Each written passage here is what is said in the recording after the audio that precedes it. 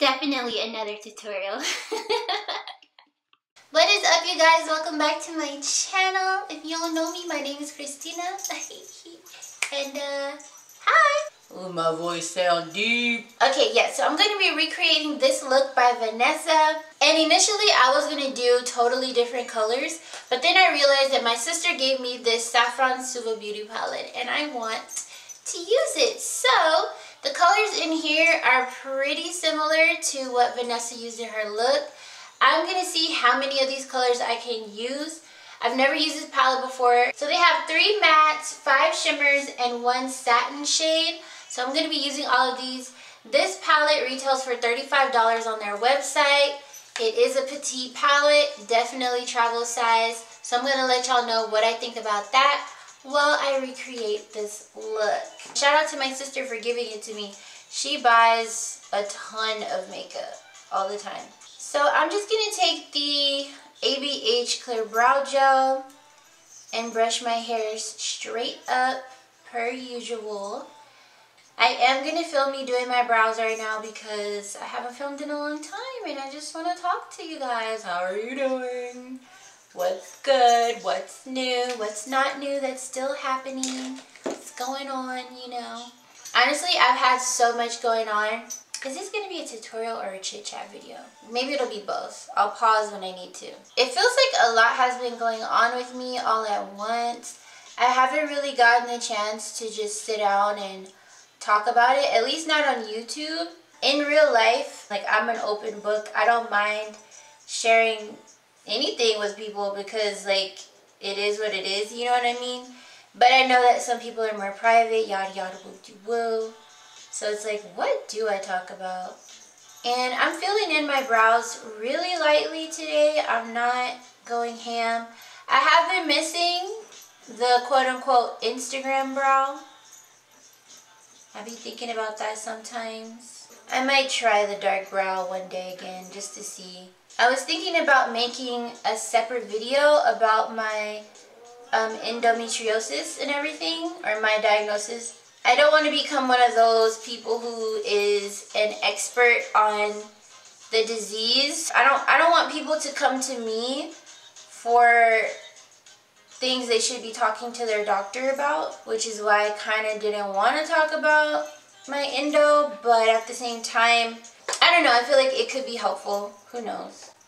So let me tell y'all what's been going on with me for the last 3 or so months. For the last basically 10 years, I've been having really terrible menstrual cycles, and for a while it was just brushed off as, you know, oh, you just have bad cramps, or maybe you are sensitive to pain, low pain tolerance. And let me tell y'all, I do not have a low pain tolerance at all. I do not. So I spent all of my early teens, late teens, early 20s just in excruciating pain. I'm going to take this LA Girl concealer in the shade Fawn to clean up my brows. Yeah, it got to the point where I was no longer able to be a makeup artist. I also had to leave my job at one point, which I've never had to quit a job because of pain.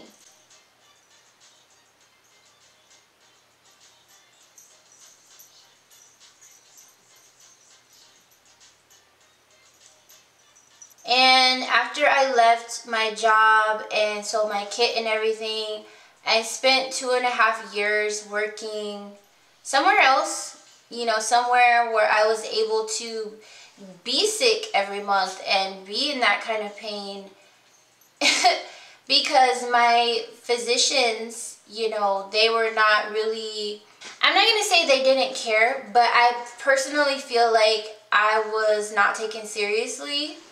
And I'd been on, I want to say 3 or 4 different hormone treatments or birth control, basically. None of them did anything. None of them stopped the pain. My body always got over it. Like, okay, what's next? Let's try something new, you know? So this year, I was on Depo-Provera for the 2nd time. And basically what wound up happening was, one of the side effects of the drug or the hormone, whatever you want to call it, is bleeding. And some people bleed a little bit, some people bleed a lot, some people bleed for a week, and some people bleed like me, which I bled from, let's see, November, December, January, February, March, April, May, June.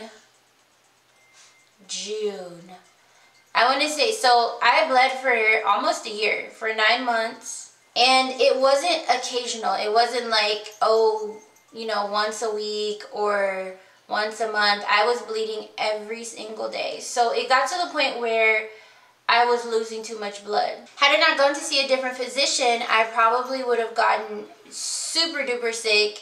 I'm not going to say die, but you never know, because everyone's body is different. But I would have gotten way worse than I was. So I was not working for 2 months because I left my job because I knew that I wouldn't be able to get the kind of support that I needed there when it comes to what was going on with me. I worked as a teacher's aide for a month before the school year ended. And then, of course, with that ending, you know, you're not working, so you're not making any money. And I was too sick to work anyway, so I did not work for 2 months. Bills weren't getting paid, all this other stuff.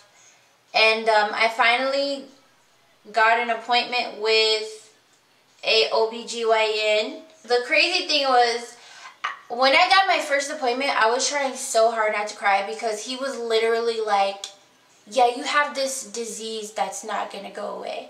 And I didn't want to cry because I was sad about the disease. I wanted to cry because I felt like I've spent years begging people to investigate this. Like, this is a problem. Just because you don't see it on the surface or whatever doesn't mean it's not real, you know. And I'm pretty sure there are countless numbers of women and young ladies going through the same exact thing who are being made to feel like they're nuts. We're not nuts. We're not nuts. We're not crazy. We know what we're going through. And, you know, nobody wants to be made to feel hysterical. After my first appointment, I had a procedure to investigate my reproductive system, and that hurt. It hurt really, really bad. I had to be awake. And normally, I don't cry, you know, unless I'm just in a ton of pain. But that was a lot for me because I hadn't been in any pain for months. Not really. I was just losing a lot of blood. So they told me that my reproductive system was perfectly normal. There was nothing wrong with it. Apparently, I should be able to carry children and all this other stuff. Like, my uterus and ovaries are perfectly fine. There's nothing wrong with any of it, from looking inside of them anyway. So my doctor said the only way to determine what's really going on is to have surgery, to cut me open and see what's going on in there, and then take whatever it is out. Which to me meant that one of two things. Either I have endometriosis, or I have some sort of a tumor or some sort of a cancer or something, you know. Because for them to not be able to see it meant that it's not necessarily a mystery, but it's something that's working and functioning on its own outside of my uterus, and it's causing problems. So on July 30th, I had my surgery. And y'all, let me tell y'all, anesthesia is oh, you know what? If they could put that in a bottle and sell it, they can't. But I slept so good. I haven't been able to sleep very well because I was I was losing a lot of blood, so I would literally pass out every day at the same time, and then I'd be awake sometimes for a whole day, not even sleeping. So the anesthesia was bomb. Right before I went into the OR, the anesthesiologist gave me whatever she gave me, and I kid y'all not, they rolled me out that room. I started crying because I was so excited to find out what the heck is going on with me. and disappointed, you know, in my previous physicians for thinking that just because I'm young, and I was young back then, that nothing was wrong with me because it hurt. It caused problems. I missed school, I missed work, you know, it's just too much. So, girl, and I was knocked out, sis. I was knocked out. They was like, oh, everything's gonna be okay. I was gone, okay? I was out of there. And then when I woke up, the nurses were so cute, y'all. Apparently, I was smiling in my sleep the whole time. I was smiling in my sleep the whole time, so the nurses were just like, oh, she's so pretty. I bet she sleeps like this all the time, you know. She's just blah, blah, blah. And I'm thinking, woo, yes, honey, this sleep is good, because I hear y'all, but I can't even open my eyes, girl. I am so, like, this is good. This is not NyQuil. Not NyQuil, because NyQuil don't do that. But anyway, so I had my surgery, and nobody wanted to tell me what was wrong with me because they knew I would be mad. Which I was. When I found out what was wrong with me, I was very upset.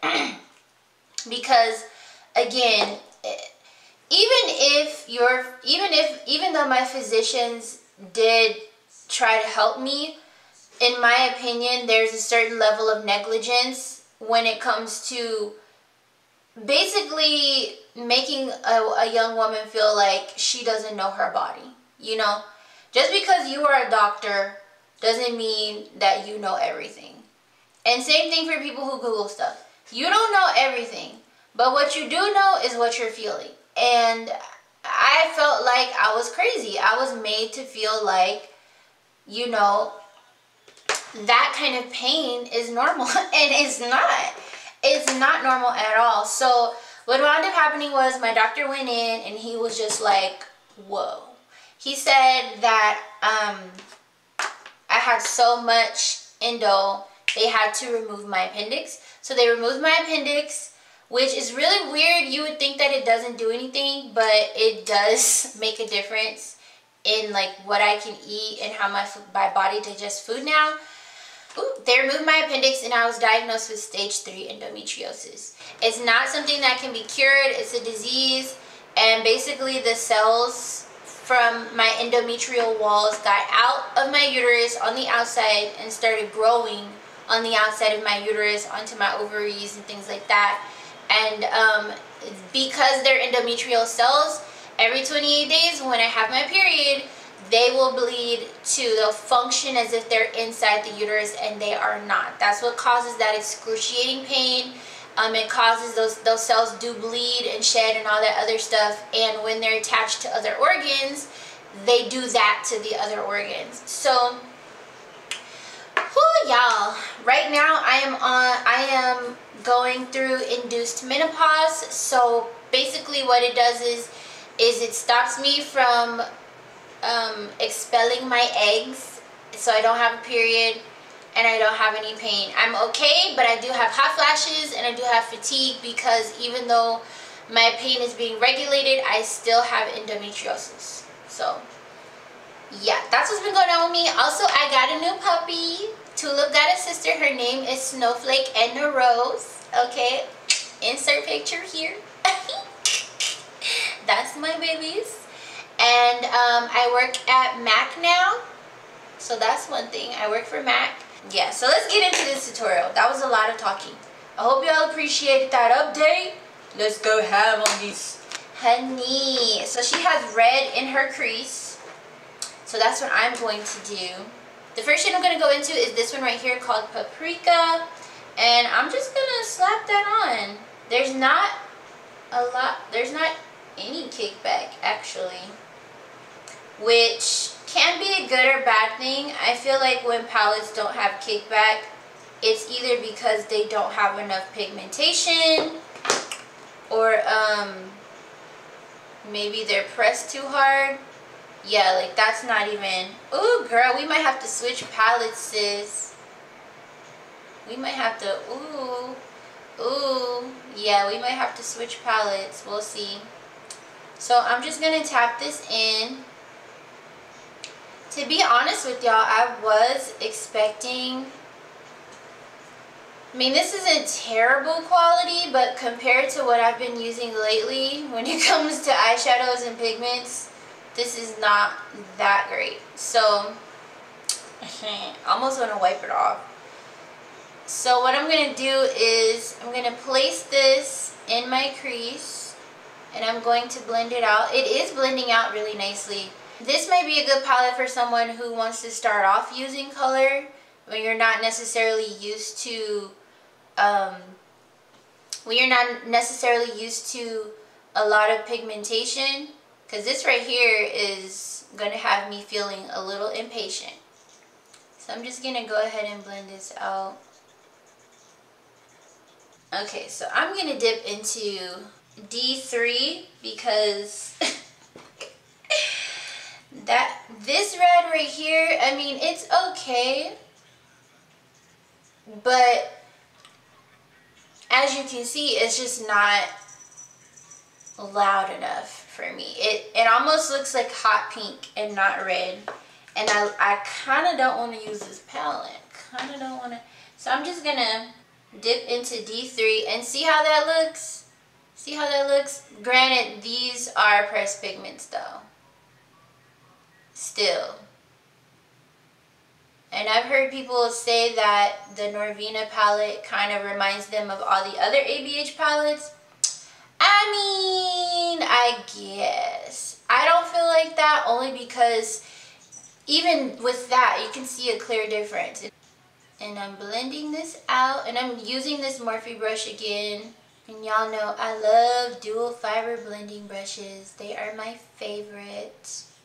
I'm going to dip into the shade E2 and just add it to the perimeter so we have some sort of transitioning going on. There we go. That's better. That's better. Moving on to the rest of this look, I'm going to take some more of my ABH primer and I'm going to cut my crease. Now the way that she cut her crease was about halfway, and then there's a nice little wing that goes out, so I'm going to do that along with the wing first. And the way I determine where my cut creases go is I pretty much use the very last fold in my eye, which is up here, as a guide. Cut there.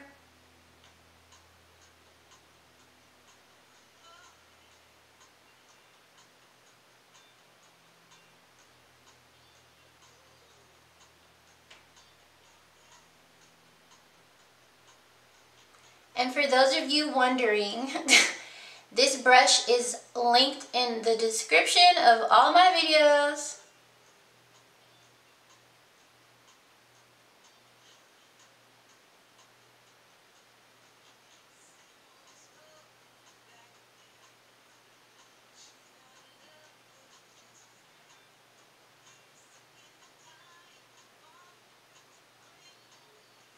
Can't remember if hers goes all the way out or not. Yep, it goes all the way out.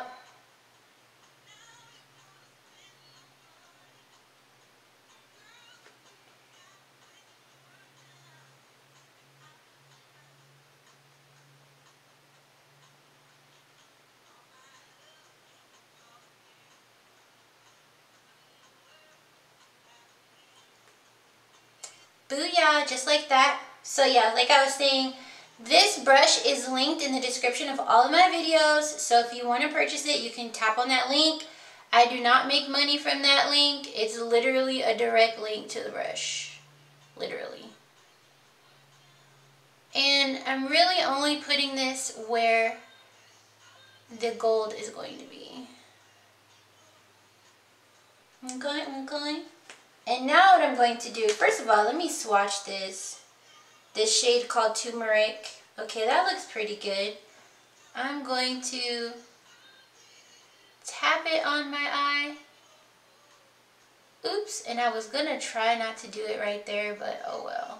This is applying very beautifully with my finger though. So now I'm gonna take my brush and I'm going to basically get super close to the cut crease. And I love this brush because it's very thin. Honestly, I should probably buy a new one because I've had this one for a while.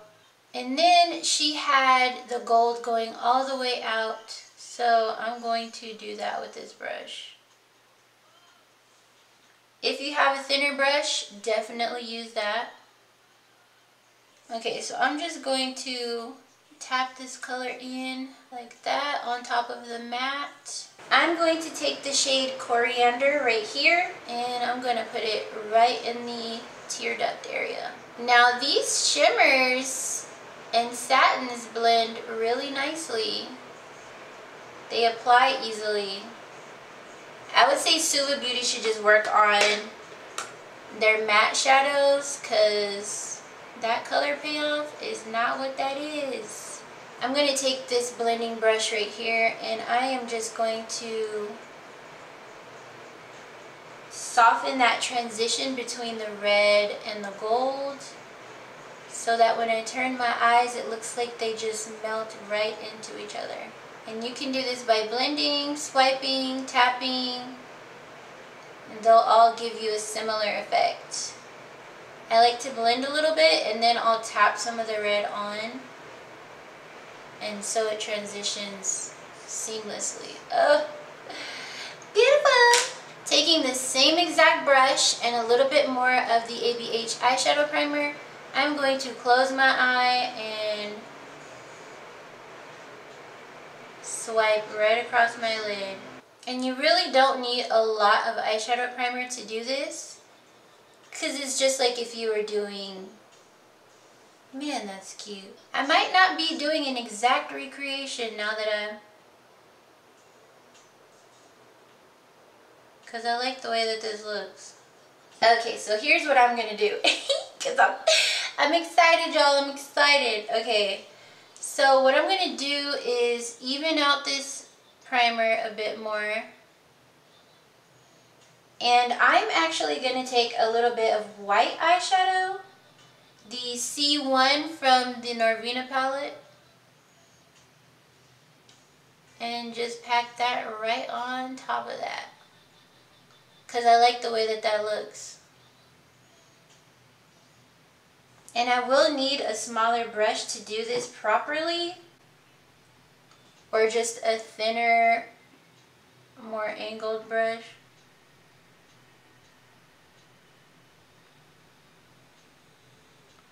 Oh yes, y'all.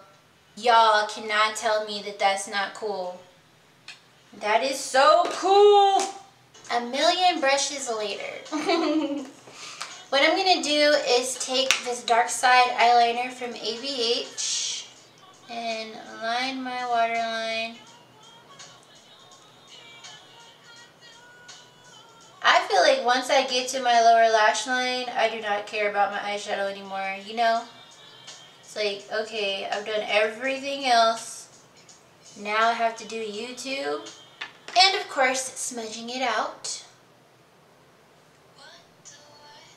So everything applies evenly.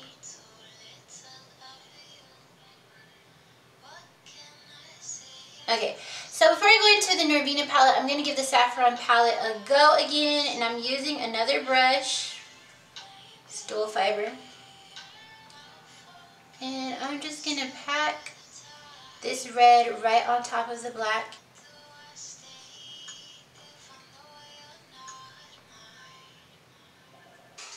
And then what I'm going to do is take my little blending brush from earlier and just connect the two. Just for a little bit of insurance, I'm going to use D3 from the NORVINA palette down here.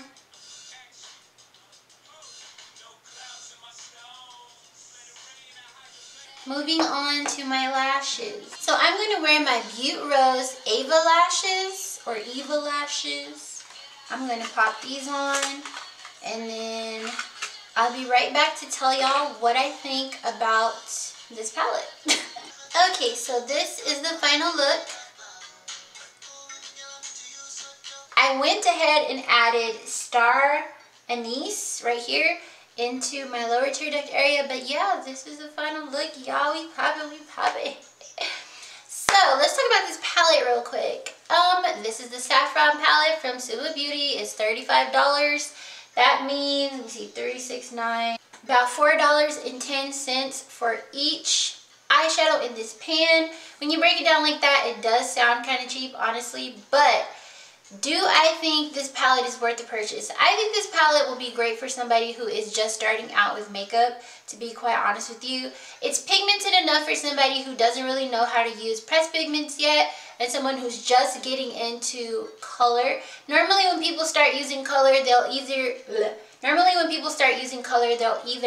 lean towards reds, oranges, or they'll just go ham and start with the rainbow. So personally, I would not buy this palette based off of my own experience with it, especially with the matte eyeshadows not being very pigmented. I mean, they're pigmented enough, but not for my liking. I like to put the color on and the color be on. You know, I don't want to build my color up. So if you're someone who likes being able to build up their color, this will be great for you. I do like the shimmers in the palette. The shimmers have a beautiful buttery feel. They pay off really well with my finger and with my brush that I use with it. So yeah, that's my thoughts on this palette. I probably, if I ever use this again, I probably won't be reaching for it for the mattes. I'll likely just be trying to use the shimmers because, like I said, the shimmers are really cute. Thank you so much for getting ready with me, you guys. I go to work at 6 and it's 12. But I just wanted to film this for y'all so that y'all have a new video to enjoy. Comment down below, tell me what's been going on with you. Are you having a good summer / transition into fall? Are y'all being safe? You know what I'm saying? And then don't forget to subscribe right here and to go ahead and watch the next video.